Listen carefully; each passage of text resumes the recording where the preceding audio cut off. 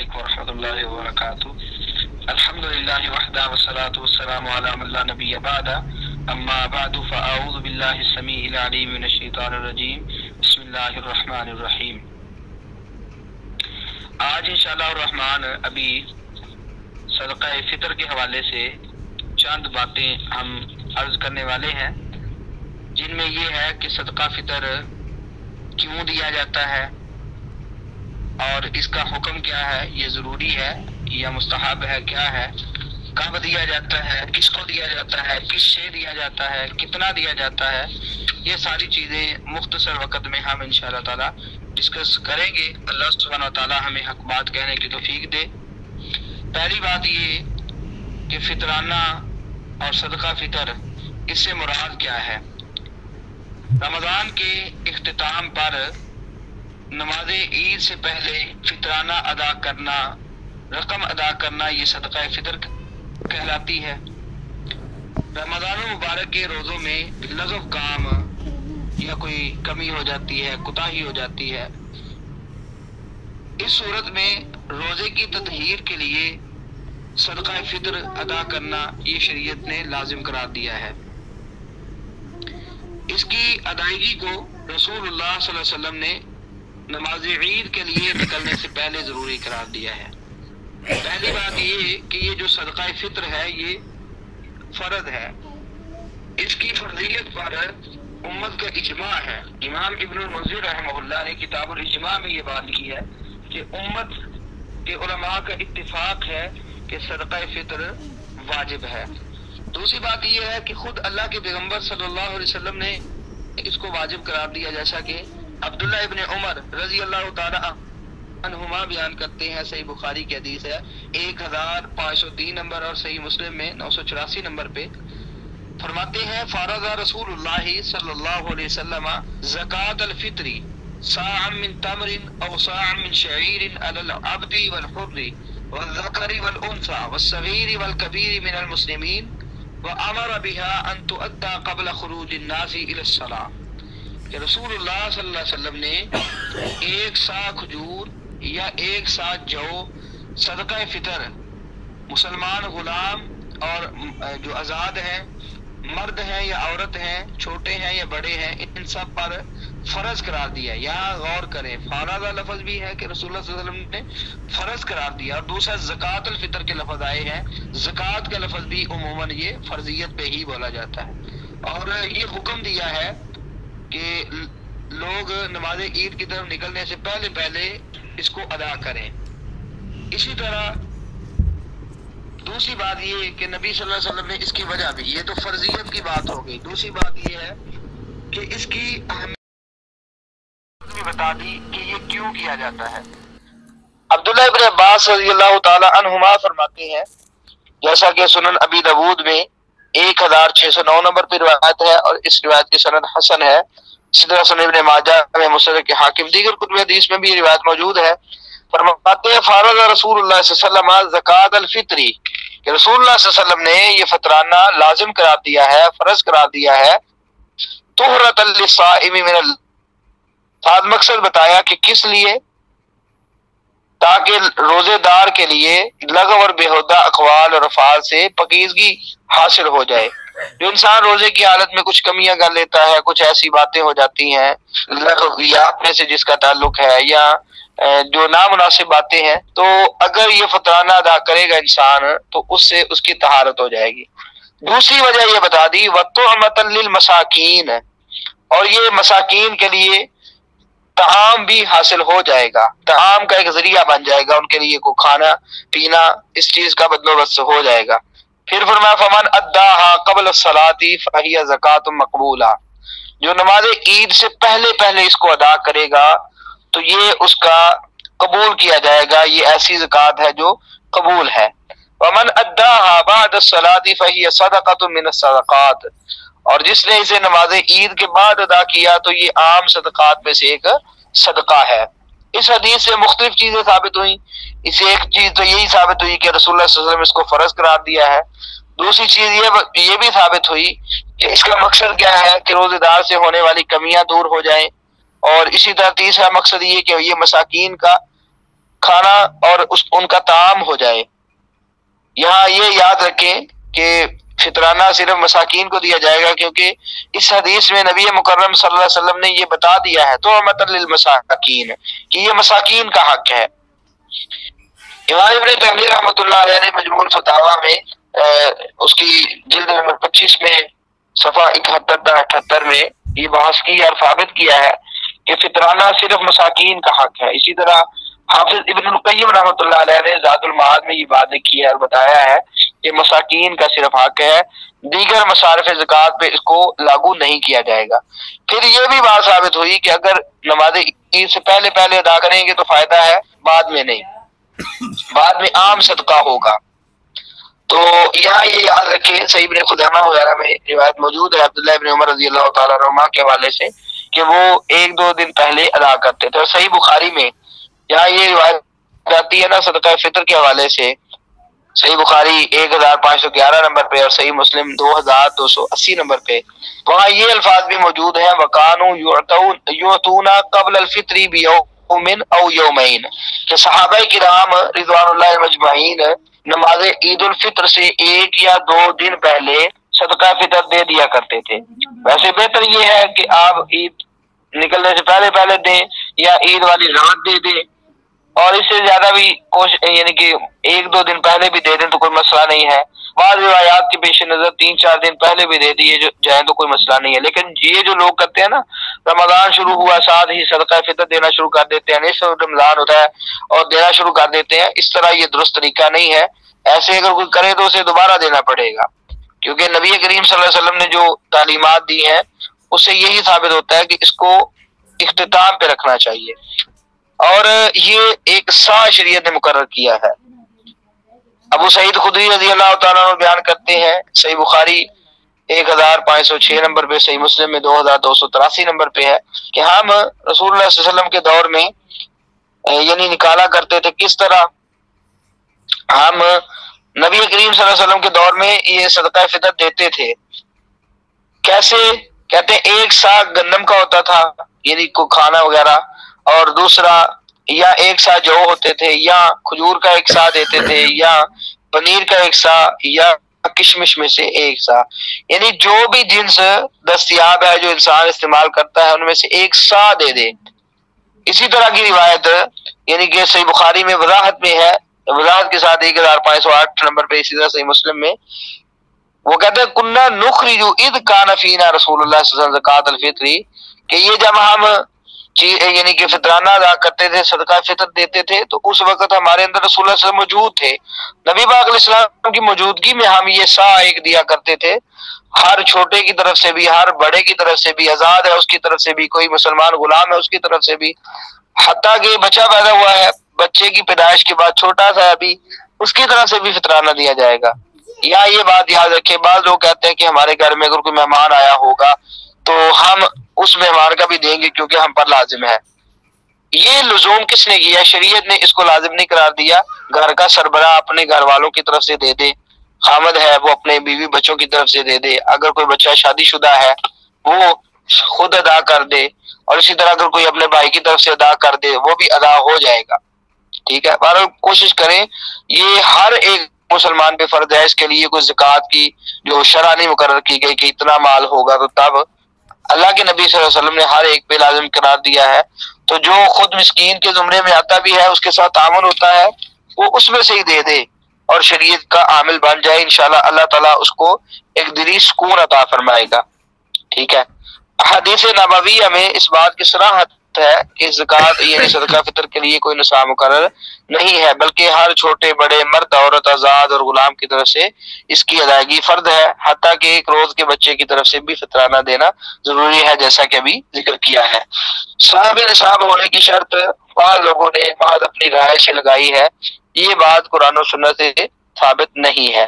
بہرحال یہ بات بھی مد نظر رکھی جائے کہ اگر کوئی انسان وہ فطرانہ دینا چاہتا ہے، اس کے پاس سا نہیں ہے، اب چونکہ اکثر لوگوں کے پاس سا تو موجود نہیں ہے، تو وہ کیا کرے؟ اس حوالے سے ایک ہمارے شیخ ہیں علی مرتضیٰ طاہر حافظہ اللہ تعالی، انہوں نے ایک کتاب لکھی ہے روزے کے مختصر احکام و مسائل، اس میں اس کے اختتام پہ صفحہ 32 پہ یہ بات لکھتے ہیں کہ فطرانے کے اندر موجودہ دور میں اگر ہم خیال رکھیں تو سا کا جو ہے نا، سا کو ہم بنیاد بنائیں گے تو سا ایک پیمانہ ہے۔ یہاں یاد رکھیں، بعض لوگ کہتے ہیں بتائیں جی اگر ہم گندم دیں تو کتنی دیں گے، کوئی کہتا ہے 2.25 کلو، کوئی کہتا ہے 2.5 کلو دے دیں، کوئی بات کرتا ہے۔ یہاں یہ یاد رکھیں ایک پیمانہ ہے، اس میں اگر آپ گندم ڈالیں گے اس کو تولیں گے تو اس کا وزن الگ آئے گا، اس میں چاول ڈال کے اس کو تولیں گے تو اس کا وزن الگ آئے گا، اسی طرح کھجور ہے، اسی طرح کشمش ہے، ان تمام کو اگر اس میں بھر کر پھر اس کو تولا جائے گا بعد میں تو یہ وزن الگ الگ آتا ہے، کیونکہ یہ پیمانہ ہے، یہ تول نہیں ہے۔ تو انہوں نے یہ بات لکھی ہے موجودہ اعتبار سے کہ اگر ہم سا کے اندر گندم ڈالتے ہیں اور اس کو تولتے ہیں تو سا کے اندر گندم 2 کلو 300 گرام آتی ہے، 2 کلو 300 گرام۔ اسی طرح اگر اس میں جو ڈالیں تو وہ 2 کلو 232 گرام آئیں گے، کھجور ڈالیں گے تو یہ 2 کلو آئے گی، چاول ہے تو یہ 3 کلو 120 گرام آئیں گے، منقع ہے وہ 2 کلو 272 گرام۔ تو اس اعتبار سے آپ مد نظر رکھتے ہوئے گندم اتنی دے دیں، اور چاول سے اگر دینا چاہتے ہیں چاول اتنے دے دیں ایک فرد کی طرف سے، زیادہ سے زیادہ یہ جتنا آپ کرنا چاہتے ہیں زیادہ سے زیادہ کرنا چاہیے تاکہ لوگوں کے ساتھ زیادہ سے زیادہ تعاون ہو سکے۔ باقی بعض لوگ کہتے ہیں جی ہم گندم بھی کھاتے ہیں چاول بھی کھاتے ہیں تو آدھا گندم کا کر لیتے ہیں آدھا چاولوں کا کر لیتے ہیں، تو یہ شریعت نے اس طرح کی بات نہیں کہی۔ آپ گندم میں سے کرنا چاہیں اکیلا گندم سے کریں، چاولوں سے چاہیں تو چاولوں سے کر لیں، ٹھیک ہے، اگر زیادہ یعنی کہ ذوق ہے زیادہ خرچ کرنے کا تو، لیکن شریعت نے جب پابند نہیں کیا تو ہم اس کو پابند نہیں کر سکتے۔ ان میں سے کسی ایک کو اختیار کر کے انسان صدقہ فطر دے دے۔ فمن تطوع خیرا فهو خیر اللہ وان تصوموا خیر اللہ، جہاں اللہ تعالیٰ نے فدیہ کی بات کی ہے وہاں کہا کہ جو خوشی سے نیکی کرے گا تو اس کے لیے بہتر ہے، تو کوشش کریں کہ انسان خوش دلی کے ساتھ زیادہ سے زیادہ اس کو ادا کرے، ٹھیک ہے۔ اب فطرانے کے حوالے سے یہ باتیں شروع ہو جاتی ہیں جی یہ دینا چاہیے کہ نہیں، کتنا دینا چاہیے، اب اس حوالے سے تشنگیاں پیدا کر دی جاتی ہیں، مشکلات بنا دی جاتی ہیں۔ اللہ کے راستے میں خرچ کرنا ہے جی، مساکین کو دینا ہے، جتنا آپ کے کو اللہ تعالیٰ نے استطاعت اور ہمت دی ہے اس اعتبار سے آپ خرچ کریں، انشاءاللہ یہ کار خیر ہے۔ آخری بات یہ ہم ڈسکس کر کے ابھی لیکچر کو ختم کرتے ہیں۔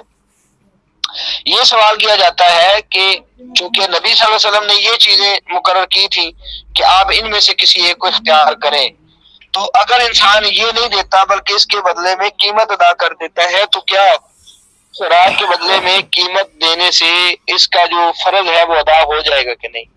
اس بارے میں علماء کا اختلاف ہے۔ بعض لوگ تو کہتے ہیں کہ اس طرح جو ہے نا قیمت ادا کرنے سے فطرانہ ادا نہیں ہوگا، جیسا کہ امام ابن حزم رحمۃ اللہ علیہ نے بعض اور ائمہ نے یہ بات لکھی ہے، ٹھیک ہے۔ لیکن یہ جیسا کہ علامہ شوکانی رحمۃ اللہ علیہ ہے، انہوں نے اسیر الجرار میں عذر کی بنا پر قیمت کی ادائیگی کو جائز قرار دیا ہے، ٹھیک ہے، مقصد اور فائدے کی نظر سے، یعنی قیمت کو بھی اگر انسان اختیار کر لے تو مسئلہ نہیں ہے۔ بہرحال راجح بات یہی ہے کہ صدقہ فطر جنس سے ادا کیا جائے، باقی اگر کوئی روپے پیسے یا چاندی وغیرہ سے فطرانہ ادا کرنا چاہتا ہے تو اس میں بھی حرج کوئی نہیں ہے۔ علماء نے اس حوالے سے جواز کے فتاوی جات دیے ہیں، جیسا کہ مصنف ابن ابی شیبہ میں عمر بن عبدالعزیز رحمۃ اللہ علیہ کا موقف موجود ہے، اسی طرح امام بخاری رحمۃ اللہ علیہ کا صحیح بخاری میں بھی یہی رجحان ہے کہ فطرانے میں ہم کوئی اگر جنس نہیں دیتے بلکہ اس کے بدلے میں پیسے روپے دے دیتے ہیں تو اس میں بھی حرج نہیں ہے۔ بلکہ یحییٰ بن معین رحمۃ اللہ علیہ نے تاریخ ابن معین میں موجود ہے، یہاں تک فرمایا لیس بہ باس، اس میں کسی قسم کا کوئی مسئلہ نہیں ہے، ایوتا زکوٰۃ رمضان فضہ، کہ رمضان کی زکوٰۃ میں چاندی دے دی جائے، چونکہ یہ سکے ہوتے تھے، مطلب یہ ہے کہ اگر روپے پیسہ دے دیا جائے تو انشاءاللہ اس میں حرج والی بات نہیں ہے۔ تو اس اعتبار سے آپ کسی ایک کو اختیار کر لیں تو انسان کا جو فرض ہے وہ ادا ہو جائے گا۔ اللہ سبحانہ وتعالی ہمیں نیک اعمال خوش دلی سے کرنے کی توفیق عطا فرمائے اور ہمارے نیک اعمال قبول کر لے، سیئات سے درگزر فرمائے۔ وآخر دعوانا الحمدللہ رب العالمین۔ جزاکم اللہ خیرا کثیرا واحسن الجزاء فی الدنیا والآخرہ۔ اچھا جی، شیخ صاحب نے جو وزن بتائے ہیں نا سا کے حوالے سے، جس میں گندم کا، جو کا یا کھجور کا یا منقع وغیرہ کا جو وزن بتایا ہے، تو اس کے لیے ہم نے یہاں پر ایک وزن کے حوالے سے باقاعدہ مارکیٹ وزٹ کر کے، تو صبح انشاءاللہ اس کا جو وزن کے اعتبار سے قیمت بنتی ہے، جتنے گرام اور جتنے کے جی شیخ صاحب نے بتایا ہے، اسی اعتبار سے ہی صبح ہماری پوسٹ تیار ہو جائے گی، اور وہ آپ لوگوں کو اس کا گرافک مل بھی جائے گا، ہمارے اسٹیٹس وغیرہ پر بھی موجود ہوگا، اور جو ہمارے گروپس میں ہیں ان کو بھی وہاں پر مل جائے گا۔ جو موجود نہیں ہوگا وہ ہم سے کل رابطہ کر لے اور لے لے۔ کل رات کو بھی اسی طرح لیکچر ہمارا ہوگا، اور انشاءاللہ مزید جتنے بھی دن باقی ہیں عید تک روز لیکچر 10 یا 10:30 بجے ہوگا۔ دوسری چیز یہ ہے کہ ابھی شیخ صاحب نے بات کی اور کہ قیمت اور جو غلہ ہے اس میں سے کیا چیز دینی بہتر ہے، تو ہمارے استاد صاحب وہ یہ کہتے تھے کہ اس میں، کیونکہ شیخ صاحب کے ساتھ میری اس حوالے سے پہلے بات ہوئی نہیں ہے، تو تھوڑی سی وضاحت مزید بھی کر دی جائے، کیونکہ لوگ کبھی کبھی مخمصے کا شکار ہو جاتے ہیں، کیونکہ ایک طرف یہ موقف موجود ہے کہ فطرانہ ادا نہیں ہوگا، ایک طرف جو ہے وہ لچک والا موقف موجود ہے کہ قیمت ادا کرنے سے فطرانہ ادا ہو جائے گا۔ تو اس میں جو چیز سمجھ آتی ہے وہ یہ آتی ہے کہ گاؤں وغیرہ کے ماحول کے اندر، کیونکہ وہ لوگ اپنے گھروں کے اندر گندم کو محفوظ کرتے ہیں یا چاول کو محفوظ کر لیتے ہیں، یا اسی طرح مزید چیزوں کے لیے ان کے پاس جگہ ہوتی ہیں۔ شہری ماحول کے اندر یہ چیز نہیں ہے۔ ہمارے شہروں کے اندر نہ تو ہم وہ گندم کے ڈرم رکھتے ہیں جسے وہ پنجابی میں پڑولا بولتے ہیں، نہ ہی ہمارے ہاں چاول کو ہم لوگ محفوظ رکھتے ہیں، بلکہ ہمارے جو شہری لوگ ہیں، اگر ہم یہاں پر یہ رجحان بھی کر کے دیکھا گیا ہے کہ اگر یہاں پر لوگوں کو چاول یا گندم اس طرح کی چیزیں دے بھی دی جائیں تو وہ اس کا نقصان کر لیتے ہیں۔ نقصان اس طرح کر لیتے ہیں کہ وہ اکٹھی کرتے ہیں اور اس کو دکاندار کو بیچ دیتے ہیں، تو اس سے پیسوں میں مزید کمی ہو جاتی ہے کہ دکاندار جو ہے وہ لازم طور پر اپنا منافع رکھنے کے بعد اس کو خریدے گا جس حساب سے منڈی سے ملتی ہے۔ تو وہ جو ہم نے اس کو دینی تھی، جو رقم اس کی بنتی تھی، اس اعتبار سے اس کے پیسے کم ہو جاتے ہیں، تو شہری علاقوں میں اس کا نقصان والا معاملہ ہو جاتا ہے۔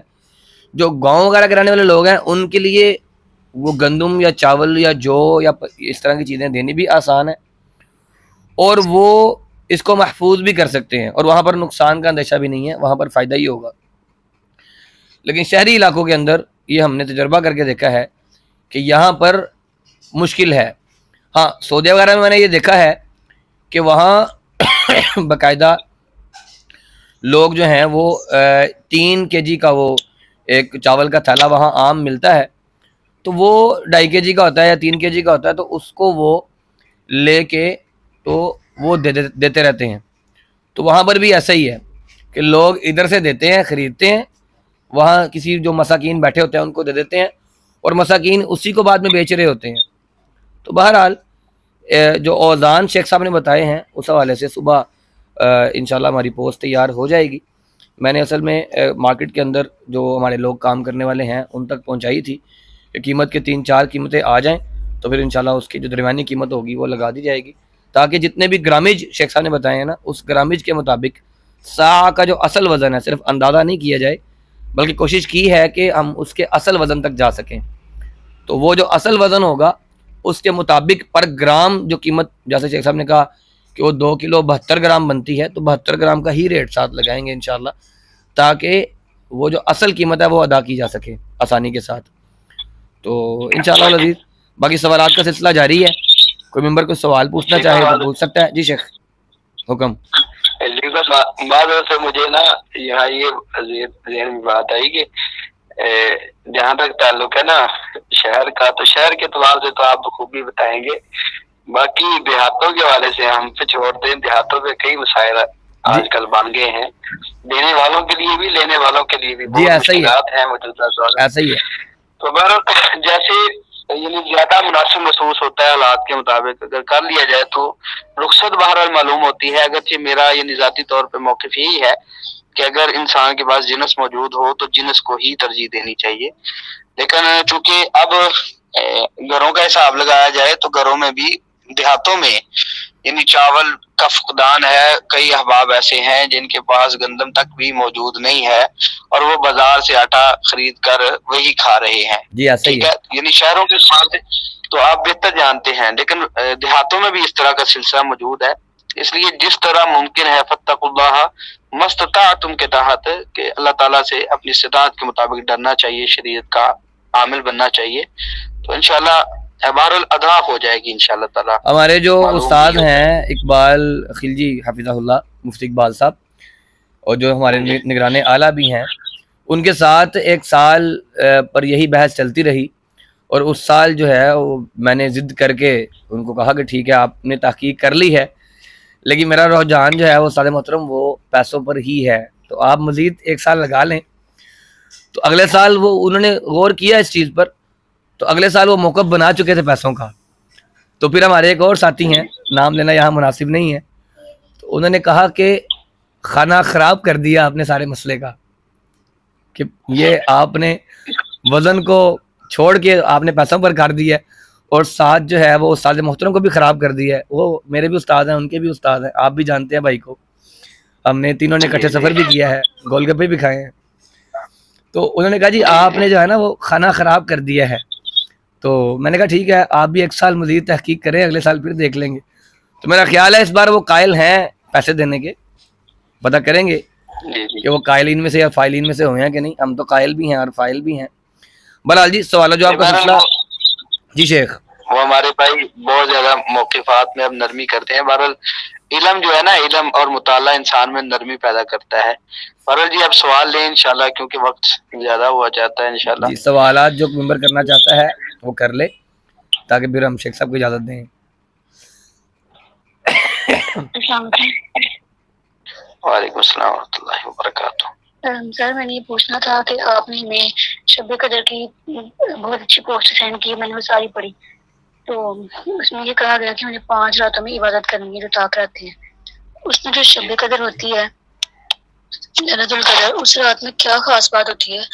مطلب کہ اس رات کیا ہوتا ہے جو اللہ تعالیٰ اپنی نشانیاں ظاہر کرتے ہیں، اس رات میں کیا ہوتا ہے؟ مجھے یہ پوچھنا تھا.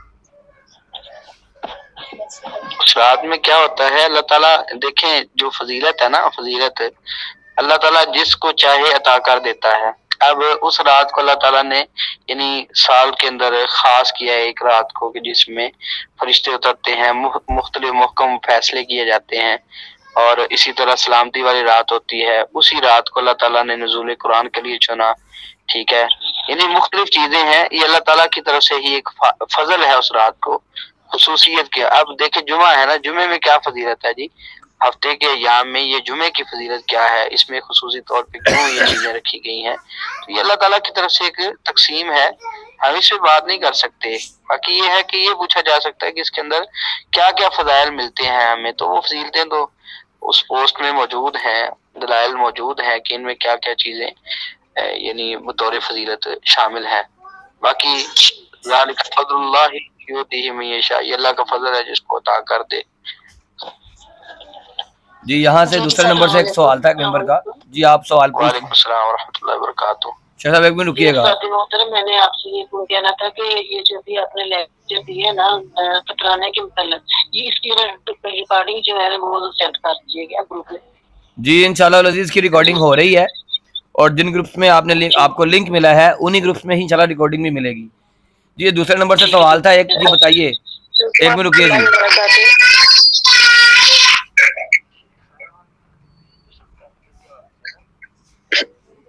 جی جو سوال کر رہے ہیں جی کریے. السلام علیکم ورحمۃ اللہ وبرکاتہ. جی استاد محترم، میرا سوال تھا کہ جو صدقہ فطر ہے وہ ہماری حفظ قرآن کی کلاس میں کوشچن آیا تھا کہ کیا وہ بہن بھائیوں کو ادا کر سکتے ہیں، تو اس بارے میں ذرا گائیڈ کیجیے گا. جی ایک منٹ. جی شیخ محترم آپ کیا کہہ رہے تھے؟ دوبارہ بولیے گا شیخ. السلام علیکم ورحمۃ اللہ، آواز آ رہی ہے؟ جی شیخ آپ کی آواز آ رہی ہے. میں دوسرے نمبر سے ایک اور سوال تھا وہ لے رہا تھا. جی آپ بتائیے شیخ. میں نے بولا کہ یہ صدقہ فطر کے حوالے سے میرے یوٹیوب چینل پہ ایک لیکچر اپلوڈ ہو چکا ہے، صدقہ فطر کے حوالے سے، تقریباً 17 منٹ کا ہے شاید، تو اس میں کافی چیزیں جو ہے نا یہ ذکر کر دی گئی ہیں جی انشاءاللہ اس کا لیکچر بھی، اس لیکچر کا لنک بھی انشاءاللہ میں لگا دوں گا آپ سے لے کے۔ سوال ایک آیا ہے کہ صدقہ فطر جو ہے وہ اپنے بہن بھائیوں کو دیا جا سکتا ہے؟ جی اپنے بہن بھائیوں کو صدقہ فطر دیا جا سکتا ہے، اور اس میں ایک بنیادی اصول سمجھ لیں کہ انسان کی کفالت میں جو ہے نا، انسان اس کو نہیں دے سکتا۔ مثال کے طور پہ باپ ہے وہ اپنی بیٹی کو نہیں دے سکتا، ٹھیک ہے، اپنی بیٹیوں کو نہیں دے سکتا، اور اسی طرح جو کفالت میں ہے وہ نہیں دے سکتے، چونکہ بہن بھائی جو الگ الگ ہیں، شادی شدہ ہیں، ان کے اپنے سرکٹ ہیں، باقی معاملات ہیں، تو اس میں وہ زکوٰۃ بھی دے سکتے ہیں، اور یہ بھی صدقہ فطر چونکہ فرضی صدقہ ہے وہ بھی دیا جا سکتا ہے۔ اور بیوی ہے اس پر خاوند نہیں خرچ کر سکتا، یعنی صدقہ فطر اور فطرانہ وغیرہ جو بھی ہے یا زکوٰۃ ہے، لیکن اگر بیوی صاحب استطاعت ہے، یعنی اس کے پاس اتنا مال موجود ہے اور وہ اپنے مال کی زکوٰۃ نکالتی ہے، اور اس کا خاوند ضرورت مند ہے، تو بیوی اپنے مال میں جو نکلنے والی زکوٰۃ ہے وہ اپنے خاوند کو دے سکتی ہے۔ اس کے لیے دلیل وہ صحیح بخاری میں موجود ہے نا کہ سیدہ زینب رضی اللہ تعالیٰ عنہ جو عبداللہ ابن مسعود رضی اللہ عنہ کی بیٹی جو بیوی تھی، تو جب نبی صلی اللہ علیہ وسلم نے زکوٰۃ کا حکم دیا، صدقے کا حکم دیا، تو وہ صدقہ کرنے کے لیے چلی، تو ابن مسعود کہتے ہیں آپ مجھے دے دیں، میں بھی تو ضرورت مند ہوں۔ تو انہوں نے کہا جی رسول اللہ صلی اللہ علیہ وسلم پوچھ لیتے ہیں، اگر اللہ کے نبی صلی اللہ علیہ وسلم اجازت دے دے تو میں آپ کو دے دیتی ہوں۔ تو نبی صلی اللہ علیہ وسلم سے پوچھا گیا تو آپ صلی اللہ علیہ وسلم نے فرمایا زینب اپنے خاوند پہ خرچ کر، اللہ تجھے 2 اجر عطا کرے گا، ایک صدقہ کرنے کا اور دوسرا صلہ رحمی کا، اپنے اقربا پہ خرچ کرنے کا۔ تو اپنے بہن بھائیوں پہ اگر انسان خرچ کرتا ہے تو انشاءاللہ اس سے امید ہے کہ اللہ تعالیٰ 2 گنا اجر عطا کرے گا، ٹھیک ہے۔ تو چونکہ یہ کفالت میں نہیں ہے، آپ اپنے بہن بھائیوں کو صدقہ فطر دے سکتے ہیں بشرطے کہ وہ مساکین ہو۔ تو مساکین کی ڈیفینیشن، یعنی مسکین کی ڈیفینیشن کیا ہے کہ جو کماتا تو ہو لیکن اس کے اخراجات زیادہ ہوں، کمائی کم ہے خرچے زیادہ ہیں، تو آپ اس کو مسکین سمجھیں گے اور اس پر یہ صدقہ فطر لگا سکیں گے۔ جی واضح؟ جی شیخ واضح۔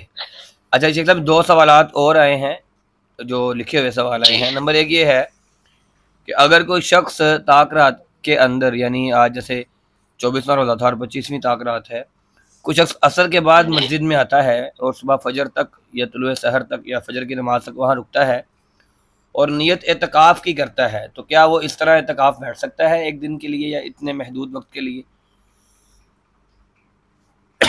دیکھیے 2 طرح سے، ایک ہے اعتکاف مسنون ہے، مسنون اعتکاف رمضان کے تو آخری 20 مکمل کا ہے، باقی رہا دوسرا مسئلہ کہ انسان کوئی نظر مان لیتا ہے، چاہے مطلق ہو یا مقید ہو۔ مطلق نظر کا ویسے ہوتا ہے کہ میں بیٹھوں گا آج، ٹھیک ہے، اور مقید یہ ہوتی ہے کہ وہ بندہ قید لگا لیتا ہے فلاں کام ہوگا تو میں ایسے کروں گا۔ نظر کی کوئی بھی صورت ہو، جیسا کہ سیدنا عمر رضی اللہ تعالیٰ کے حوالے سے صحیح بخاری میں موجود ہے کہ انہوں نے اللہ کے رسول صلی اللہ علیہ وسلم کے سامنے بات کی، اللہ کے نبی میں نے جاہلیت میں ایک نظر مانی تھی کہ میں بیت اللہ میں 1 رات کا اعتکاف کروں گا، تو نبی صلی اللہ علیہ وسلم نے سیدنا عمر سے یہ کہا تھا اوفی بنذرک، اپنی نظر پوری کر۔ تو کم از کم 1 رات کا بھی جو ہے نا اعتکاف ہو سکتا ہے، اس میں حرج نہیں ہے، لیکن جو مسنون اعتکاف ہے وہ پورے عشرے کا ہے اور اسی کو جو ہے نا ترجیح دینی چاہیے۔ باقی 1 رات کا کہیں گے تو یعنی کہ کریں گے تو 1 رات کا اللہ تعالیٰ ثواب عطا کر دے گا۔ دوسرا سوال یہ ہے کہ حاملہ عورت یہ روزے کا فدیہ دے گی یا اس کی قضا رکھے گی؟ کیونکہ حاملہ کے بعد مرضعہ اور حاملہ کے لیے دونوں کے لیے ہمیں عبداللہ بن عمر رضی اللہ عنہ ایک اثر ملتا ہے فدیے کا۔ اب یہاں فدیے کے حوالے سے بھی مزید آگے ایک کانسیپٹ ہے کہ پہلے وہ فدیہ دے گی اور بعد میں وہ روزے بھی رکھے گی، تو یہ دونوں کے حوالے سے ذرا بات کر دیں کہ فدیہ دینا ہے یا روزے رکھنے ہیں۔ جی اس حوالے سے 2 طرح کے موقف ہیں، میں دونوں کی مختصر وضاحت کر دیتا ہوں۔ ایک موقف تو یہ ہے کہ یہ فدیہ دے، ٹھیک ہے، یہ موقف جو آثار کو ترجیح دیتے ہیں، سلف صالحین کے فہم کو ترجیح دیتے ہیں، جیسا کہ ہمارے شیخ امن پوری ہیں یا دیگر، وہ کہتے ہیں فدیہ دے، ٹھیک ہے۔ دوسری طرف یہ ہے کہ یہ جو حاملہ ہے یا مرضعہ ہے، پریگنینسی میں ہے یا دودھ پلانے والی ہے، تو چونکہ یہ بھی ایک مجبوری کی صورت میں آتی ہے نا، تو جیسے انتہائی بوڑھا ہے، اسی طرح عبداللہ ابن عباس رضی اللہ تعالیٰ عنہما نے اس حاملہ کو اور مرضیہ کو بھی اس میں شامل کیا ہے، اور اس حوالے سے حدیث بھی آتی ہے۔ تو اس سے یہ معلوم ہوتا ہے کہ اگر کوئی یعنی کہ یہ سمجھتی ہے کہ پریگنینسی میں 7 روزہ رکھ سکتی ہوں تو وہ رکھ لے، لیکن اگر وہ سمجھتی ہے کہ اس کے ساتھ بچے کو نقصان ہو سکتا ہے یا میری صحت کو مسائل بن سکتے ہیں، تو یہ دیکھ لے کہ بعد والے ایام اگر پورا کر لے، ٹھیک ہے، تو وہ بعد والے ایام میں روزے رکھ کے یہ قضا دے دے۔ لیکن اگر بالفرض وہ سمجھتی ہے کہ ابھی تو پریگنینسی ہے، بعد میں دودھ پلانے کے مسائل ہوں گے، صحت کے کئی یعنی مسائل بنیں گے، تو ایسی صورت میں خاتون اس کا فدیہ دے دے، یعنی پیسے دے دے۔ طعام و مسکین شریعت نے بتایا نا، تو اگر یہ فدیہ ادا کر دے تو اس کی طرف سے وہ فریضہ ادا ہو جائے گا۔ اچھا جی شیخ، ایک اور سوال آیا ہے۔ السلام جی ایک منٹ سعدیہ، آپ ایک منٹ سر یہ رکیے گا۔ واضح ہو گیا؟ السلام علیکم ورحمۃ اللہ وبرکاتہ۔ سر میرے 3 سوال ہیں۔ پہلا یہ سوال ہے کہ کیا جو حائضہ ہے وہ قرآن پاک موبائل سے پڑھ سکتی ہے یا نہیں پڑھ سکتی؟ تو دوسرا یہ سوال ہے کہ جو حائضہ ہے اور ساتھ میں جنبی ہے، تو ان کا جو غسل ہے وہ سیم ہوگا یا ان میں کوئی ڈفرینس ہوگا؟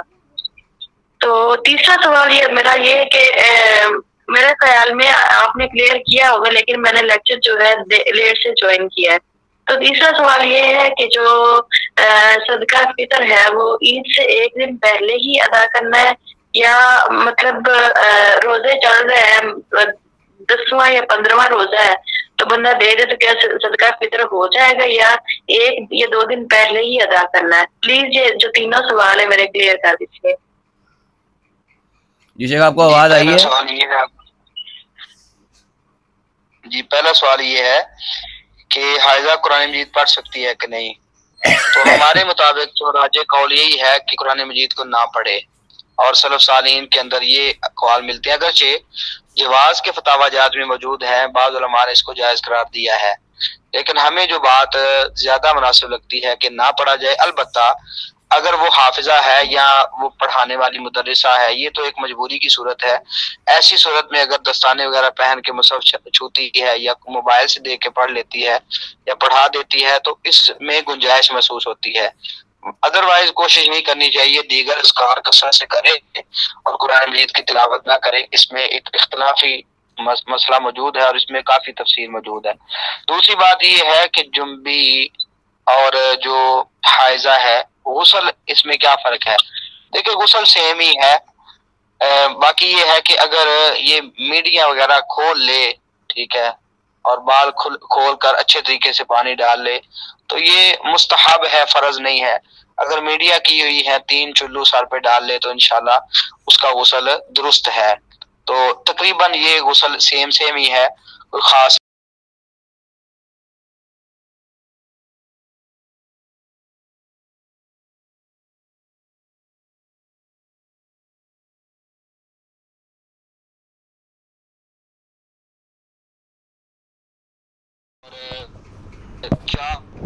دن والی شیخ صاحب وہ جو روایت آتی ہے کہ ابو ہریرہ رضی اللہ تعالیٰ عنہ اس گلے پہ کھڑے تھے جب شیطان آیا تو 3 راتوں، تو وہ گلہ بھی صدقہ فطر کا تھا۔ تو اس سے علماء کہتے ہیں کہ کم از کم 3-4 راتیں پہلے جمع تو ہو سکتا ہے نا۔ تو خاصا بہرحال علماء کا اس بارے میں تفصیلی مقالہ موجود ہے، لیکن یہ جو آپ نے سوال کیا نا کہ 10ویں روزے یا 15ویں روزے انسان ادا کر دیتا ہے، تو ایسی صورت میں ہم سمجھتے ہیں کہ وہ انسان دوبارہ ادا کرے گا، ٹھیک ہے، کیونکہ جو شریعت کا مقصود ہے، شریعت نے جو متعین کیا ہے یا جو صحابہ سمجھے ہیں اس کے مطابق اس کا عمل نہیں ہے۔ ایسی صورت میں یہ یعنی کہ دوبارہ ادا کرتے ہیں۔ البتہ اگر 3-4 دن آخر میں کوئی انسان دے دیتا ہے آخری 3-4 دنوں میں تو وہ ہم ادا سمجھیں گے۔ اللہ عالم۔ مجھے پوچھنا تھا کیونکہ ہمارے گھر میں جو سربراہ ہے وہ میرے سسر ہے اور میری ساس، تو انہوں نے آلریڈی جو فطرانہ وہ دے چکے ہیں 10ویں روزے، لیکن میں نے ان سے بحث کی تھی کہ جو فطرانہ ہوتا ہے وہ 1-2 دن پہلے ہی ادا کیا جاتا ہے، تو ہمارا آپس میں ہوا تھا یہ تو، لیکن وہ یہ کہہ رہے تھے کہ ہم نے اب بھول چوک میں دے دی ہے تو نیکسٹ ٹائم ایسا نہیں کریں گے. اب انہوں نے بھول چوک میں دیا ہے تو کیا دوبارہ ادا کرنا پڑے گا؟ جی وہ استطاعت والے ہیں یا بغیر استطاعت کے ہیں؟ ان کے پاس اتنا مال موجود ہے؟ جی جی ان کو چاہیے کہ دوبارہ کریں. جی کم بنیاد کام پہ رکھ کے، جیسا کہ شیخ صاحب بتا رہے ہیں کہ سب انشاءاللہ وہ کنفرم قیمت لگا دیں گے، لیکن کم از کم حساب لگایا جائے تو تقریباً 300 کے قریب، چند روپے ویسے کم ہی ہے، اگر 300 کے یعنی حساب سے وہ دے دیتے ہیں تو گھر کے جتنے بھی افراد ہوں گے ان کی طرف سے ادا کر دیں، انشاءاللہ یہ فائدہ ہی ہے، اللہ تعالیٰ ان کے لیے زیادہ اجر ادا کر دے گا. باقی اگر کوئی انسان جہالت میں ایسا کام کر لے، ناواقفیت میں، تو اس پہ شدت نہیں ہوتی، یعنی رخصت تو موجود ہوتی ہے، لیکن ہمارا ان کو یہی مشورہ ہوگا کہ وہ دوبارہ ادا کر دے، انشاءاللہ تعالیٰ اللہ تعالیٰ ان کے مال میں مزید برکت عطا کر دے گا. دوسری چیز یہ بھی ہے، ساتھ وضاحت کر دیتے ہیں کہ اگرچہ آپ کے سسر وہاں پر گھر کے سربراہ ہیں، لیکن جو آپ کے لیے سربراہ کی حیثیت رکھتے ہیں وہ آپ کے شوہر بھی ہیں، تو آپ بحث میں نہ جائیں. اگر وہ آپ کی بات کو نہیں سمجھتے تو شوہر کے بول کے ادا کر دیں، دونوں میاں بیوی کا کتنا بنے گا، 600 روپے بن جائے گا، بچے ہیں تو مزید بڑھ جائے گا. اس سے بہت زیادہ اخراجات ہم اپنے باقی معاملات کے لیے کر لیتے ہیں، لیکن دینی معاملات کے اندر خرچ کرنے میں ہمیں اصل میں ڈر بہت زیادہ لگتا ہے کہ کہیں غلطی سے ہمارا جو مال ہے وہ پاک ہو نہ جائے. تو اس میں بحث کی ضرورت نہیں ہے، کیونکہ بحث کا جو نکلتا ہے نا نتیجہ وہ بدتمیزی کا نکل جاتا ہے. تو اس لیے بہتر یہ ہے کہ علمی بات اچھے انداز میں کی جائے اور ان کو بتا دیا جائے کہ شیخ سے پوچھا اور شیخ نے یہ بتا دیا، اور اس کے بعد بھی اگر وہ نہیں مانتے تو اس میں اپنے شوہر کو کھینچ لیں اور دوبارہ فطرہ ادا کر دیں، اس میں کوئی مسئلہ نہیں ہے. مزید کسی کا کوئی سوال ہے تو وہ کر لے. میں یہ ویسے نہیں سن سکا تھا شروع میں، شاید آواز شور تھا کچھ میرے پاس، تو یعنی کہ گھر کا سربراہ کون ہے. بہرحال ٹھیک ہے، اچھی وضاحت کر دی. یہ کریں اور کسی کا سوال ہے تو.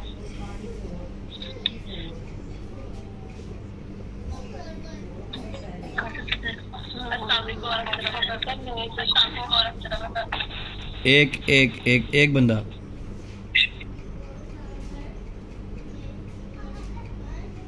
جی جن کے آخر پہ 1053 ہے یہ اپنا مائک آن کر لیں.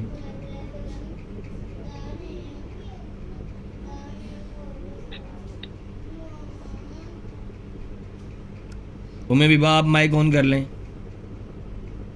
السلام علیکم ورحمۃ اللہ وبرکاتہ.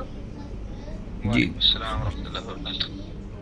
استاد محترم سوال یہ ہے کہ مطلب کہ اس ٹاپک سے ہٹ کے سوال ہے کہ جو لوگ مطلب کہ رمضان کے دوران عمرہ کرنے کے لیے جا رہے ہیں تو وہ مطلب کہ ہمارے پاکستان میں مطلب کہ ایک سعودی کا پہلا مطلب کہ روزے شروع ہو جاتے ہیں نا، تو پھر ہمارے جو پاکستان سے جا رہے ہیں تو ان کا ایک روزہ رہ جائے گا، کیا وہ پھر رکھیں گے؟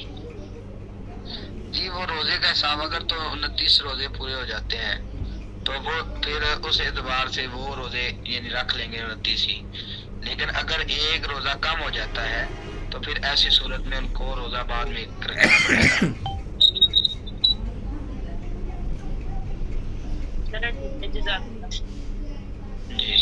جی جو دوسرے ممبر تھے وہ مائک آن کر لیں. جی شیخ بتائیے. میں نے کہا آپ نے کوئی سوال لکھا ہوا بولنا تھا، پتہ نہیں. جی سوال لکھا ہوا ہے کہ فطرانہ مدرسے کے اندر ادا کیا جا سکتا ہے؟ یہ اگر مساکین کے لیے کیا جائے تو ادا کیا جا سکتا ہے، لیکن اگر مدرسے کی عمارتوں کے لیے دیا جائے تو یہ صحیح نہیں ہے ہمارے مطابق، کیونکہ امام تیمیہ رحمۃ اللہ علیہ کے والد سے میں نے بتایا نا، دیکھیں مجاہدین ہے دیگر ویسے تو سبھی پہ خرچ کر سکتے ہیں نا زکوٰۃ، ٹھیک ہے، لیکن ان کے لیے شریعت نے تو مطلب مساکین کے لفظ بولے ہیں، تو یہ مطلقاً زکوٰۃ کے مصارف نہیں بتائے گئے بلکہ یہ مساکین کا حق بتایا گیا ہے. اور مدارس میں یقیناً مساکین پڑھتے ہیں، تو مدارس والوں کو بتا دیا جائے کہ یہ مساکین کا حق ہے، یہ عمارتوں پہ نہیں لگانا اور دیگر کاموں پہ نہیں لگانا، یہ بچوں تک پہنچا دیں آپ، تو انشاءاللہ اس حوالے سے یہ درست ہو جائے گا.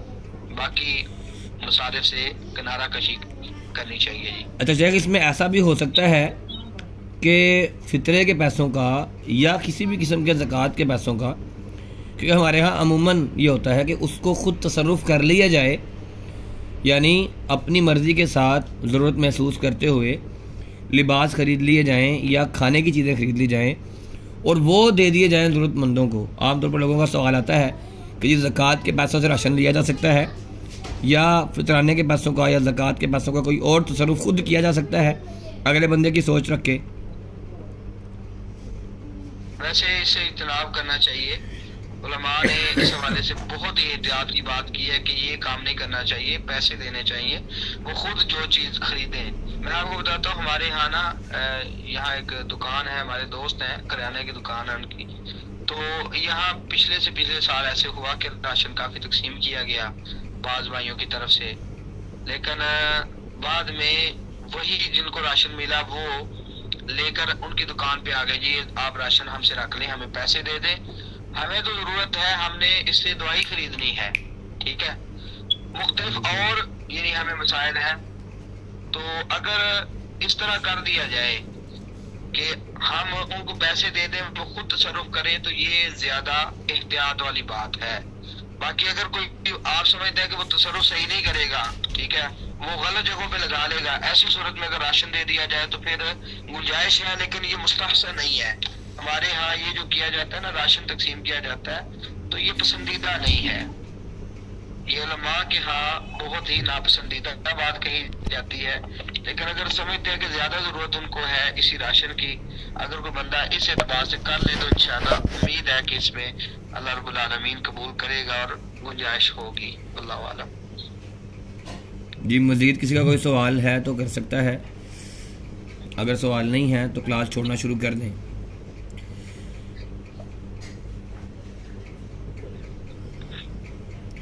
السلام علیکم ڈاکٹر صاحب. جی وعلیکم السلام. وعلیکم السلام. ڈاکٹر صاحب، ایک لڑکی نے اپنے باپ کی شادی کی ہے، اس کو سمجھایا ہے اس کے رشتے داروں نے، اس نے پھر بھی اس کے ساتھ تعلق نہیں توڑا، اس کے ساتھ شادی رکھی ہوئی ہے. وہ اس کے رشتے دار اس کو سمجھانے کے باوجود وہ اس کی بات نہیں سمجھ رہے، اس کے ساتھ رشتے داری رکھنا کیسا ہے؟ شیخ صاحب سوال واضح کیجیے، مجھے سمجھ نہیں آئی صحیح. سوال دوبارہ کر لیں، سوال کی سمجھ نہیں آئی کیونکہ آواز ڈبل آ رہی تھی. اچھا، وہ ایک لڑکی نے نا اپنے باپ سے شادی کی ہے، سترلا باپ ہے، ماں نے جس سے کی تھی نا، پہلے ماں نے طلاق لے لی اسی سے. جی پہلے ماں نے شادی کی، ماں نے طلاق لے لی، پھر بعد میں وہاں پر جا کے اس کی بیٹی نے اس سے شادی کر لی.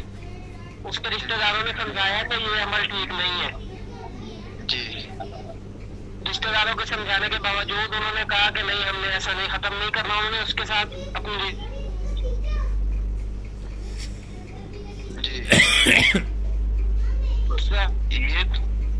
یہ تو شریعت کو چیلنج کرنے والی بات ہے نا. ٹھیک ہے قطع تعلقی. شیخ صاحب اب ان کا جو سوال ہے وہ یہ ہے کہ کیا ان کے ساتھ قطع تعلقی ٹھیک ہوگی، ایسے لوگوں کے ساتھ جنہوں نے یہ والا معاملہ کیا ہوا ہے؟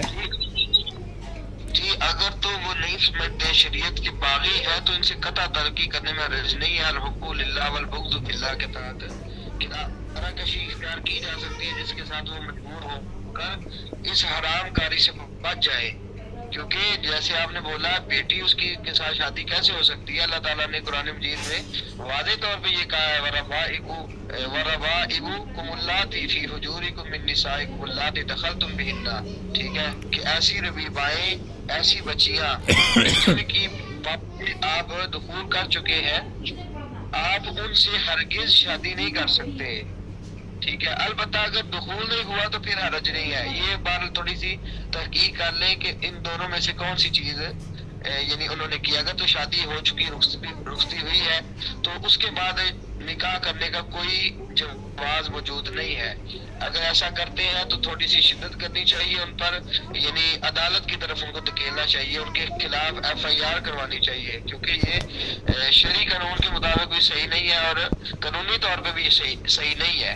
پھر بھی اگر وہ باز نہیں آتے تو ایسی صورت میں ان سے قطع تعلقی کرنے میں حرج نہیں ہے، کیونکہ یہ رب کے باغی بن چکے ہیں. ان کو تھوڑا سا احساس دلانا چاہیے. وہ جو اس کی ماں تھی وہ 2.5 سال اس کے ساتھ رہی ہے. 2.5 سال رہنے کے بعد وہ الگ ہوئی ہے، پھر اس کی بیٹی نے جا کے اس سے شادی کی. تو آپ FIR کیوں نہیں کرواتے؟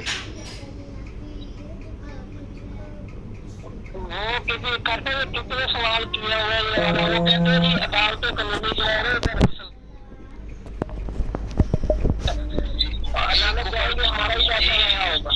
جی نہیں ایسا نہیں ہوتا. دیکھیں یہ بات ٹھیک ہے کہ عدالت میں قوانین صحیح نہیں بھی ہے بعض اوقات، لیکن اگر اس طرح کی آپ فیصلہ یعنی عدالت میں لے کے جاتے ہیں، عدالت میں ریٹ کرتے ہیں تو فائدے اس کے بہرحال ہوتے ہیں. ایسا ہم مطلق نہیں کہہ سکتے. اب مثال کے طور پہ پاکستانی عدالت میں کوئی قانون بنتا ہے تو آپ میں سے کوئی بھی اس کو چیلنج کر سکتا ہے، اتنی گنجائش قانون میں موجود ہے. اگر آپ اپنا کیس جیت جاتے ہیں تو بڑے بڑے جو فیصلے طے شدہ ہیں وہ بھی اٹھ جاتے ہیں. تو آپ کوشش کریں اس میں FIR کروائیں اور اس کو عدالت میں دھکیلیں، اس کو سمجھ آ جائے گی انشاءاللہ تعالیٰ.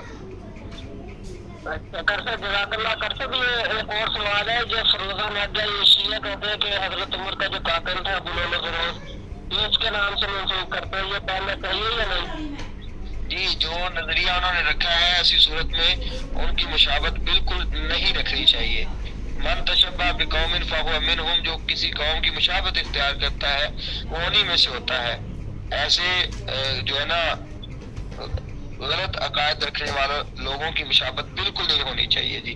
اور یہ جو فیروزہ ہے یہ مختلف اور پتھر وغیرہ ہیں، ان کے بارے میں مختلف نظریات ہیں، یہ باطل نظریات ہیں. ایسے نظریات سے بھی توبہ انسان کو کرنی چاہیے اور خود اپنے آپ کو بچانا چاہیے جی.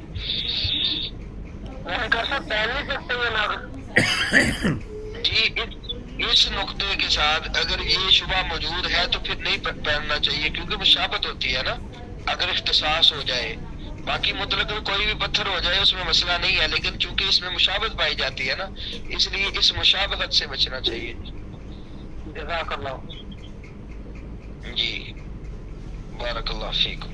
اچھا جی، ایک لکھا ہوا سوال اور آیا ہے کہ کچھ لوگ ایسے جن کے پرانے روزے چھوٹے ہوئے ہیں تو انہوں نے وہ اس کی قضا بھی ادا نہیں کی یا فدیہ بھی ادا نہیں کیا ہوا، تو ایسی صورت میں اب اس کا فدیہ ادا کیا جائے یا قضا دی جائے؟ جی اگر تو زیادہ ہیں تو فدیہ دے سکتے ہیں تو فدیہ دے دیں. اگر وہ روزے، کیونکہ اگر زیادہ ہے تو روزے رکھنا تو مشکل ہو جائے گا نا ان کے لیے، تو اگر فدیہ دے سکتے ہیں فدیہ دے دیں. اگر یہ بھی ممکن نہیں ہے تو پھر سچی توبہ کر لی جائے، آئندہ کے لیے عہد کر کے وہ نیک اعمال سے انجام دینے شروع کر دینے چاہیے. سابقہ پھر اللہ تعالیٰ معاف کر دے گا. اور جو لوگ اس دنیا سے جا چکے ہیں، فوت ہو چکے ہیں، ان کے ورثاء وہ روزے رکھیں یا ان کا فدیہ ادا کریں؟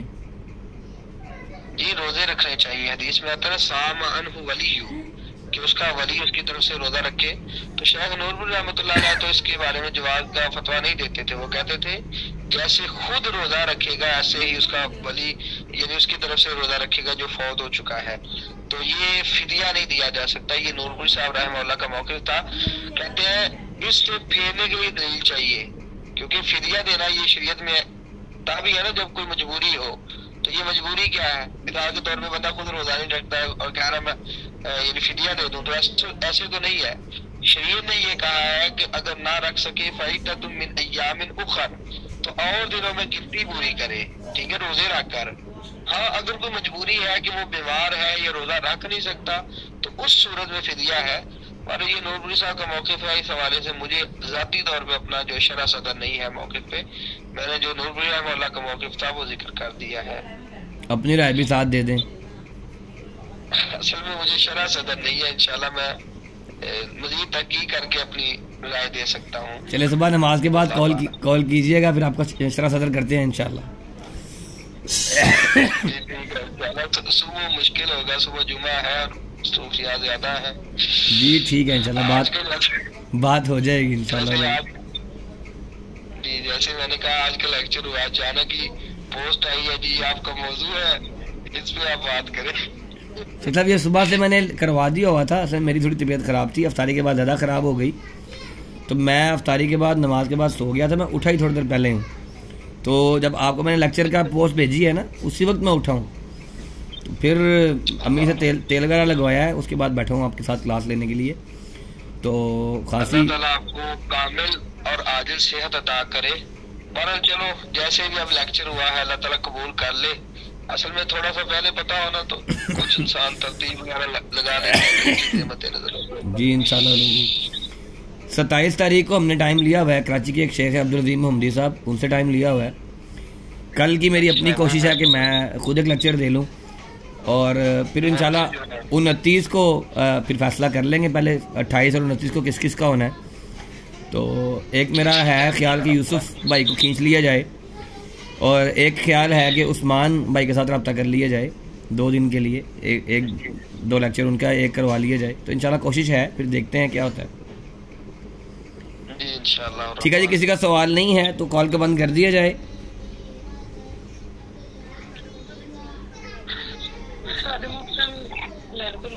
کوئی خاص ہے نا آپ کے لیے, کوئی اور عبادت قرآن اور مطلب کوئی خاص ہوتا ہے نا یہ نوافل پڑھیں یہ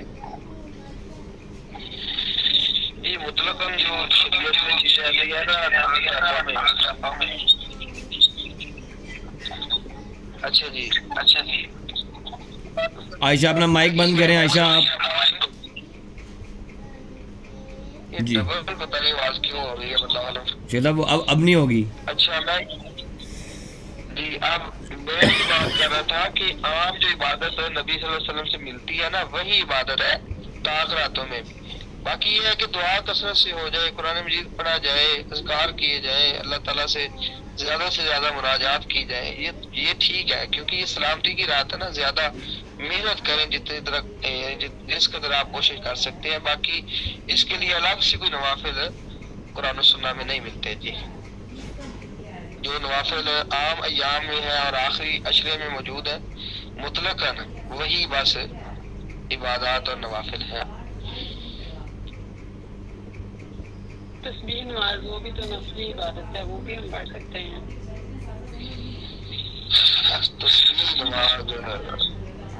تصویر نماز کے حوالے سے علماء کا اختلاف ہے. شیخ زبیر زئی رحمۃ اللہ علیہ, البانی رحمہ اللہ اور کئی ایک محققین اس کو صحیح کہتے ہیں. ٹھیک ہے, وہ کہتے ہیں کہ یہ پڑھی جا سکتی ہے انفرادی طور پہ, یعنی اکیلا بندہ پڑھ لے. باقی امام احمد بن حنبل ہے, دیگر ائمہ جو علل گزرے ہیں ایسی روایات کو غیر ثابت قرار دیتے ہیں. اور جو سعودیہ کے مفتی ہے نا علامہ ابن عثیمین ہے یا بن باز وغیرہ ہے وہ تو اس کو صحیح نہیں سمجھتے. وہ کہتے ہیں کہ اس حوالے سے روایات صحیح نہیں ہے. باقی اس حوالے سے ہم یہ کہتے ہیں کہ اگر علماء کی تحقیق کے مطابق آپ اس پر عمل کر لیں, تسبیح نماز آپ پڑھیں, وہ جو ابو داؤد کی حدیث ہے اس میں تو یہ آتا نا کہ روزانہ عبداللہ بن عباس رضی اللہ تعالیٰ بیان کرتے ہیں کہ عباس رضی اللہ عنہ کو نبی پاک علیہ السلام نے یہ بات بتائی تھی کہ آپ یہ تسبیح نماز جو آپ کو میں تحفہ دے رہا ہوں, عطیہ کر رہا ہوں, آپ ہر روز اس کو اختیار کریں, یعنی ہر روز پڑھیں. اگر ہر روز نہیں تو ہفتے میں ایک بار, اگر ہفتے میں نہیں مہینے میں ایک بار, مہینے میں نہیں ایک سال میں ایک مرتبہ, اور اگر سال میں بھی نہیں پڑھ پاتے تو کم از کم زندگی میں ایک مرتبہ پڑھ لینی چاہیے. تو بہرحال اگر ان علماء پہ اعتماد کرتے ہوئے عمل کیا جائے انفرادی طور پہ تو پھر جائز ہے. واللہ عالم. شیخ صاحب اس پر مجھے ابھی تک شرح صدر نہیں ہے, ائمہ محققین کی بات مانے یا شیخ صاحب اس میں ہمارا موقف بھی یہی ہے کہ علماء کرام کے دونوں طرح کے موقف موجود ہیں, اور دونوں طرف کے علماء وزن میں کافی برابری پر بھی ہیں, اور جن کا اس میں موقف ہے حسن درجے کی حدیث کا, میرا اپنا ذاتی میلان بھی انہی کی طرف ہے. لیکن لیلۃ القدر کے اندر یا عمومی طور پر نوافل کے اندر صرف نماز تسبیح پر نہ رکا جائے, بلکہ نوافل کا اہتمام یا قیام اللیل وغیرہ کا اہتمام یا تہجد کا اہتمام یہ کیا جائے. ہاں کبھی ساتھ اگر ملانا چاہیں اور تسبیح نماز کو ملا لیا جائے تو کبھی کبھار کے حوالے سے تو کسی حد تک معاملہ درست ہے. لیکن ابھی ماشاءاللہ سے میں نے یہ ابھی ڈاکٹر مصباح ایک اچھی اسپیکر ہیں اور عالمہ بھی وہ ہیں, اور ماشاءاللہ سے کافی ان کا نام درجہ بھی ہے. ابھی یہ لیکچر جوائن کرنے سے کچھ دیر پہلے ہی میں نے ان کی جماعت دیکھی ہے, باقاعدہ وہ جماعت کروا رہی تھی اور اس کی ویڈیو بھی لائیو فیس بک پر موجود ہے. تو انفرادی عبادت اس کو اگر کر لیا جائے اور کسی حد تک پھر بھی درست ہے, اجتماعی طور پر اس کو ادا کرنا اور صرف اسی پر اکتفا کرنا یہ درست نہیں ہوگا. اتنا ضرور ہے کہ کبھی کوئی شخص پڑھنا چاہے, ہاں التزام نہ کرے کئی لوگ جمعے کو خصوصی طور پر پڑھتے ہیں، تو یہ جمعے کی نماز نہیں ہے۔ کئی لوگ اس کو انہوں نے مستقل کیا ہوا ہے کہ مہینے کی 13 تاریخ کو پڑھنی ہے، یا کئیوں نے مہینے کی 12 کو، کئیوں نے 9 کو، کئیوں نے 7 کو۔ یہ بھی مسئلہ میرے سامنے آیا تھا۔ یا کئیوں نے منت مانی ہوئی ہے کہ فلاں کام ہوگا تو مہینے میں اتنی بار تسبیح نماز پڑھوں گی۔ تو یہ اس کے مسنون ہونے کو ہی علماء کرام کے اندر اختلاف موجود ہے کہ یہ مسنون بھی ہے یا نہیں ہے، کیونکہ دونوں طرف ہی معاملہ جو ہے وہ خطرناک حد تک ہے۔ کئی علماء تو اس کی جو احادیث ہیں اس کو بالکل موضوع لیول کی قرار دیتے ہیں یا بالکل ضعیف ترین قرار دیتے ہیں، اور کئی علماء اس کو لے کے جاتے ہیں تو ہاں جی، اور جو عرب علماء ہیں، عرب علماء کے اندر نماز تسبیح نام کی کوئی چیز ہے ہی نہیں، وہ اس کو نماز ہی نہیں مانتے۔ اور ان کے اندر بھی دو موقف ہیں۔ ایک موقف کی حد یہ بھی ہے کہ وہ کہتے ہیں کہ صرف عبداللہ یہ صرف عباس رضی اللہ تعالیٰ عنہ کے لیے تھی اللہ کے رسول کی طرف سے، کہ انہوں نے اس کو اپنے لیے خصوصی طور پر مانگا یا خصوصی عمل کرنے کے لیے پوچھا، تو ان کو بتایا گیا۔ یہ بھی عرب علماء کا ایک موقف ہے، لیکن عموماً اس کا جو رویہ ہے اگر تو صحیح مانی جائے تو پھر یہ موقف غلط ہوگا، یعنی پھر اس کو تو ہم یعنی اس سے اختلاف کر سکیں گے۔ میں چند سال پہلے خود بھی پڑھتا رہا ہوں، ٹھیک ہے، جب تحقیق تھی نا اس حوالے سے تو حسن درجے کا ہی سمجھتے تھے روایات کو اور عمل بھی کرتے تھے، لیکن شاید 2-3 سال سے جب ہم نے امام احمد ابن حنبل کا دیگر کا اس حوالے سے کام پڑا ہے، اس حوالے سے متذبذب ہو گیا ہوں۔ ابھی بھی یعنی رد نہیں کرتا، مطلق رد نہیں کرتا کہ نہیں پڑھ سکتے، بس خود نہیں پڑھتا۔ یہ ہے کہ شرع صدر نہیں۔ جی میری اس حوالے سے عبدالحفیظ روپڑی صاحب ہیں، مفتی عبدالحفیظ روپڑی صاحب کراچی میں ہوتے ہیں، اچھے دوستوں میں سے ہیں ہمارے، تو وہ ان سے میری اس بارے میں کافی بات چیت ہوئی۔ وہ پہلے اس کی جماعت کرواتے رہے ہیں خود جب مدرسے میں پڑھتے تھے، علماء کا خاندان ہے، ان کی بیوی بھی ماشاءاللہ محدث لیول کی حدیث کے اعتبار سے اجازت ان کے پاس موجود ہے، تو وہ پہلے جماعت کرواتے رہے ہیں۔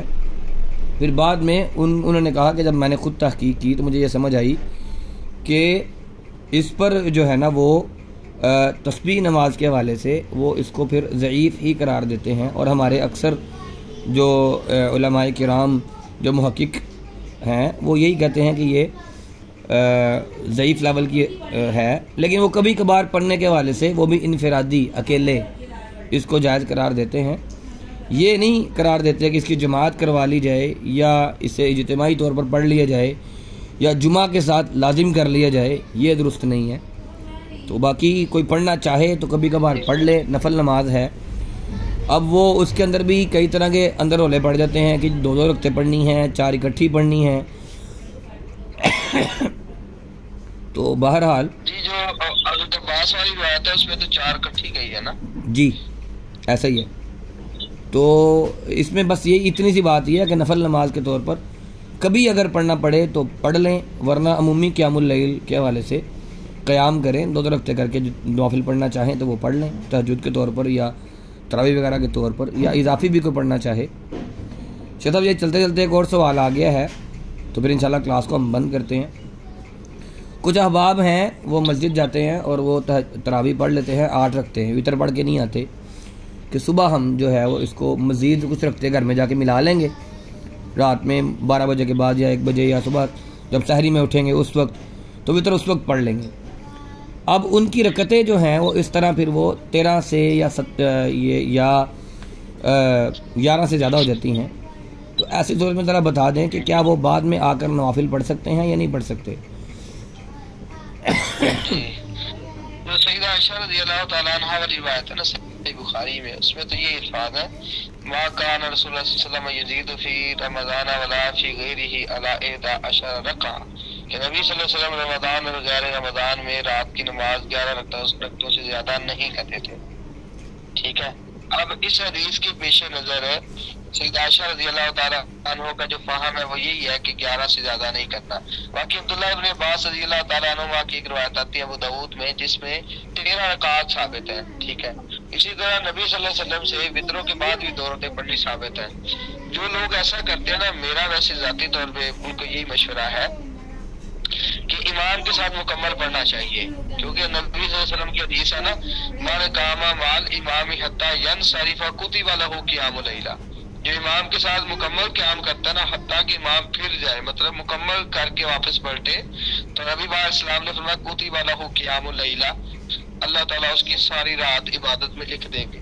باقی اگر رات کو کبھی آنکھ کھلے یا دوبارہ وہ پڑھنا چاہے، کوئی 2 رکعتیں پڑھ لے تو حرج نہیں ہے اس میں۔ وتر یہ آخر میں رکھنا یہ مستحب ہے، ضروری نہیں ہے۔ وتروں کے بعد نبی صلی اللہ علیہ وسلم سے بھی 2 رکعتیں پڑھنا ثابت ہے، اور سیدنا شاید طلحہ رضی اللہ تعالیٰ ابو داؤد میں صحیح سند سے روایت ہے کہ وہ مسجد میں آئے تو وہ لوگوں کو جماعت کروائی، لوگوں نے کہا جی آپ جماعت کروا دیں، کروا دی۔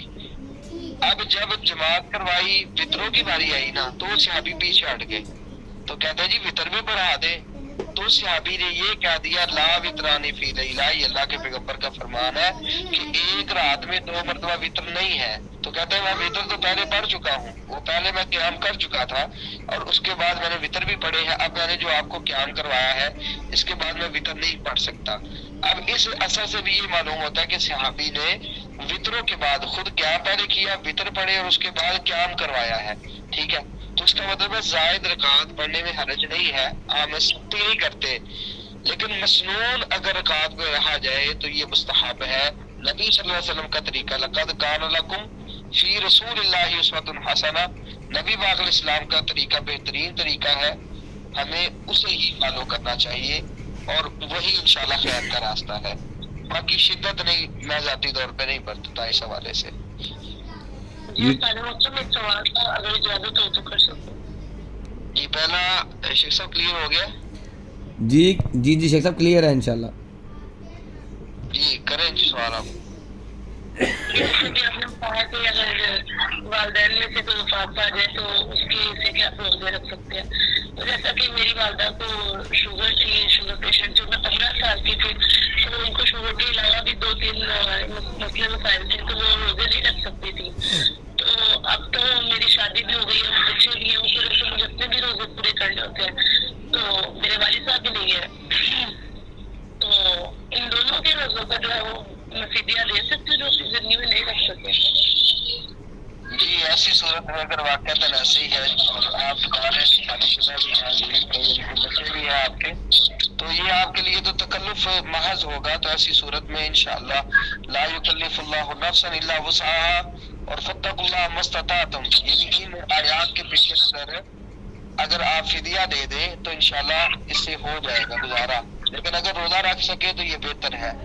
یہ اپنی کنڈیشن دیکھ لیں، جیسے آسانی آپ کے لیے آپ اس کو اختیار کر لیں انشاءاللہ، پھر اس میں محسوس یہ رخصت محسوس ہوتی ہے، واللہ عالم۔ جی قاری صاحب پچھلے سال تو یعنی کہ میری بیٹی ہوئی ہے تو اس وجہ سے میں روزہ نہیں رکھ سکی، وہ رمضان میں پیدا ہوئی، اور اس سال وہ دودھ پلانے والی ماں ہوں میں اس طرح سے، تو وہ میں نے اپنے پھر بھی ماشاءاللہ سے میرے روزے سارے جا رہے ہیں، تو وہ تو میں ادا کر رہی ہوں۔ فدیہ جو والدین کے حوالے سے، والدہ کی وفات کو 2 سال ہو گئے، میری بیٹی کے 1 سال پہلے فوت ہوئی تھی، تو اس حوالے سے مجھے بتائیے گا کہ اس کا فدیہ کیا بنتا ہے، اس حساب سے میں ادا کروں۔ جی فدیہ قرآن مجید میں اللہ تعالیٰ نے بیان کیا فدیۃ طعام مسکین، ایک مسکین کا کھانا، تو آپ دیکھ لیں کہ ایک مسکین کتنا کھاتا ہے۔ اگر تو راشن دینا ہے تو تقریباً آدھا کلو گندم وغیرہ کا حساب لگ جائے گا، اور اگر عام روٹی کا حساب لگا لیں طعام مسکین تو اس صورت میں دیکھ لیں کتنے کی وہ روٹی یعنی کھا لیتا ہے، 100 کی کھائی جاتی ہے، 150 کی کھائی جاتی ہے، یعنی عمومی انداز دیکھ لیں، مناسب کھانا، زیادہ مہنگا مقصود نہیں اور نہ ہی زیادہ حقیر، مطلب ایک درمیانہ سا کھانا رکھ دیا جائے، اس کا حساب لگا کے آپ ایک روزے کے بدلے میں وہ آپ پیسے دے دیں کسی مسکین کو، تو پھر انشاءاللہ یہ آپ کے والدین یا والدہ کی طرف سے فدیہ ادا ہو جائے گا، اللہ عالم۔ جی استاد بچوں میں جو شوہر کی کمائی ہے اس میں سے اگر ہم لوگ آٹا لے کے وہ کسی کو دے رہے ہیں تو وہ بھی قابل قبول ہے، کیونکہ میں تو پہلے اکیڈمی پڑھاتی تھی لیکن اب وہ بچوں کی وجہ سے 3 بچے ہیں ماشاءاللہ میرے، تو میں نے چھوڑا ہوا ہے اکیڈمی کا سلسلہ۔ جی اگر تو شوہر اس چیز پہ آمادہ ہے، شوہر خرچ کرنے کی اجازت دیتا ہے آپ اس سے خرچ کر دیں تو کوئی حرج نہیں ہے، جواز ہے اس میں۔ جی جزاک اللہ۔ جی ٹھیک ہے شیخ محترم، آپ کا بہت ٹائم لے لیا ہے، اللہ تعالیٰ آپ کو برکتوں سے نوازے۔ آپ نے اضافی 1.5 گھنٹہ دے دیا ہے، اللہ تعالیٰ آپ کو بہت اس کا اجر دے، آپ آرام کیجئے۔ ہم آپ کے شکر گزار بھی ہیں اور آپ سے معذرت خواہ بھی ہیں کہ ایک تو آپ کو جلدی بتایا نہیں گیا اور دوسرا آپ کا ٹائم بھی اضافی لے لیا ہے۔ تو مزید جن کے سوالات ہوں گے وہ مجھے میسیج پر رجوع کر لیں، اور شیخ صاحب کو ہم اجازت دیتے ہیں شکریہ کے ساتھ۔ اللہ رب العزت ہم سب کی جو کوششیں ہیں اللہ تعالیٰ سے قبول کرے، شیخ محترم کو اور ان کے اہل و عیال کو بہت زیادہ برکتیں دے، اور اللہ رب العزت ہمارے تعلق کو اسی طرح قائم و دائم رکھے اور ہمیں جنت میں ایک دوسرے کا ساتھی بنائے۔